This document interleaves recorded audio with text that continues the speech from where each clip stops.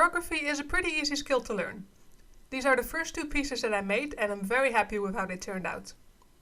Let me take you through the process and I'll also share some tips and tricks with you that I found out along the way. Pick an image that you like and print it out in the size that matches the piece of wood you have. I really want to make a wood burning of this Haida artwork representing a killer whale, and I will, but to give myself something easier to practice with, I drew up a compass rose on the computer. That will give me some good practice with making lines and filling in areas. The first step is to transfer your image to the wood. Carbon paper works great for this, but I don't have any and the shops are closed, so I'm improvising. I took a soft pencil and covered the entire back of the image. Then I placed the image on the wood and traced all the lines with a pen, pressing down pretty hard. This method works, but the lines were a bit faint, so once I was done I made them clearer with a pencil.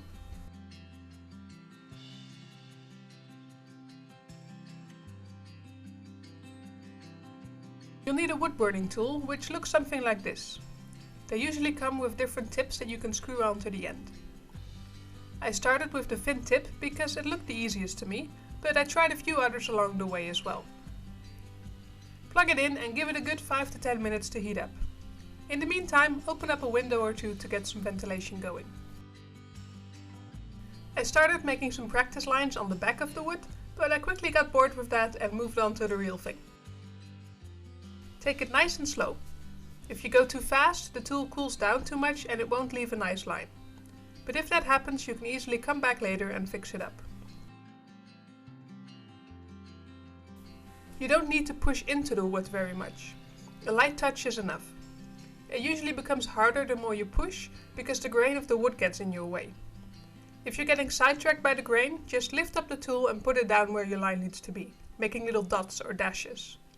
Once you get your first line down, you can go over it again more easily. I found it worked best to rotate the workpiece to align it with my hand instead of the other way around. Dragging the tool definitely works better than pushing it along the surface. Keep turning your work to match your hand position.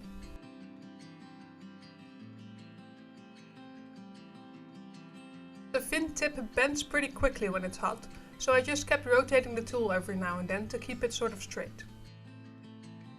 Carbon also builds up on the tip, which makes it less effective at burning, and the rotating helps with that as well. As I expected, the curves were a little bit trickier than the lines, but that's not bad for a first try.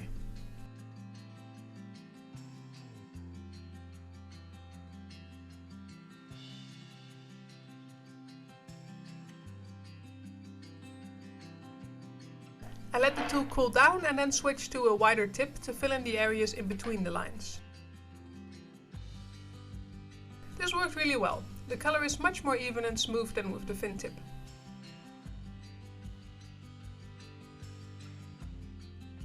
And of course, once I got the hang of it and stopped paying attention, I filled in one of the wrong areas.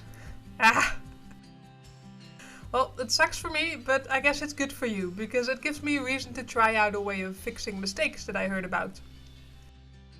I finished up the rest of the design while the tool was still hot, and just hoped that I would be able to fix my mistake later.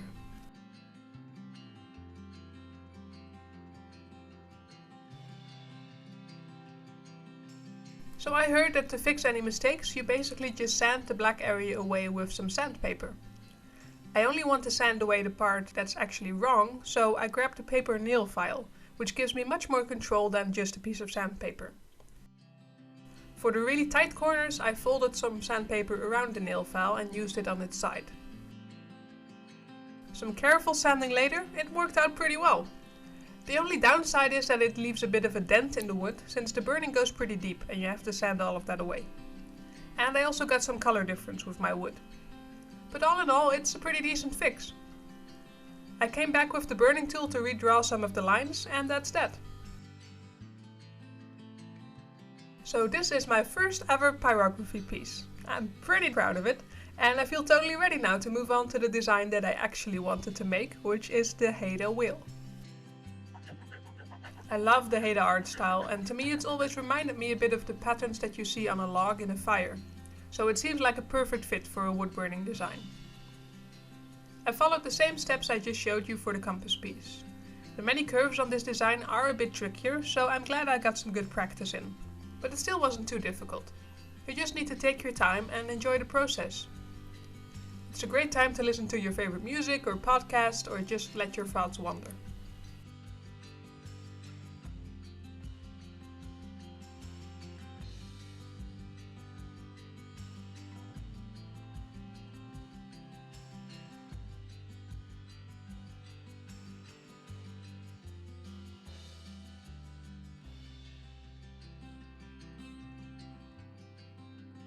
These are the final pieces. The whale is definitely my favorite, but I'm very happy that my practice piece came out so nice as well. If wood burning is something that interests you, then I can definitely recommend it. It's a lot of fun. Also, the compass that I made turned out to be a great practice piece, so I put a free download link in the description for you, as well as a few links to the YouTube videos that I watched to get started. If you enjoyed this video, then please leave me a thumbs up and subscribe for my future videos. I'll see you next time. Bye.